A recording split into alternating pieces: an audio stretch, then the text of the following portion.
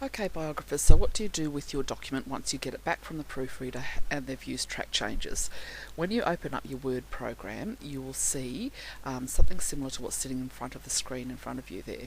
So you'll see there's some spelling mistakes that have been corrected, there's some suggestions here of another point you could add in, and this whole paragraph is highlighted because they've made a comment about it. So I need to teach you then how to actually deal with all of these and get your document back into the order that you need it to be in order to print it. Along the top here you're going to see all of the instructions that you can choose.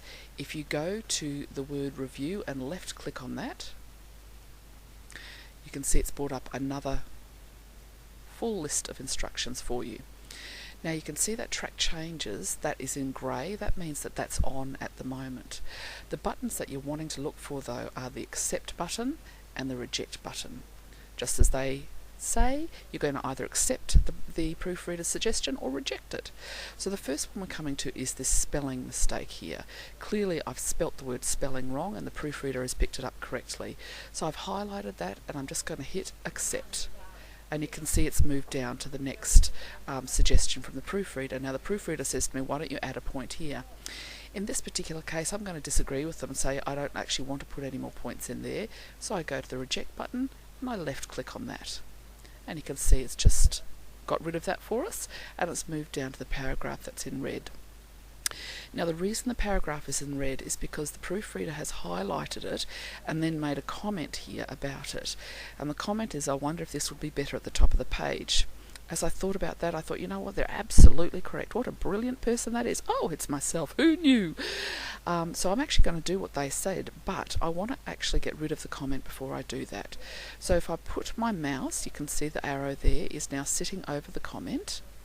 Right click on that and then go up the instructions until you hit the words delete comment and left click on that. And you can see it's got rid of that extra side that was there on our document, and it's got rid of the highlighting. Then all I need to do is remember to actually select that and put it at the top of the page because I thought that was a brilliant idea. The other thing you can be aware of is sometimes you might go through the entire document and go, you know what, I actually love all of the suggestions they've made there. That's if they're not using comments, and I just want to accept them all. I can't be bothered going through it one at a time. In that case, you can go to the accept button, left click on that, and then you can go down here where it says accept all changes, and if you left click on that, then the whole thing will just accept the changes. Now the last thing you need to remember to do, because you might want to add some more things in, and I'll show you what happens if I try to add some things in. And I say hello, then I look at my screen and go, oh my goodness, why has that happened? That's in red, it's got underlines, I didn't want any of that. Now we'll undo that. The reason that happened is because you've still got track changes on, the grey box up here.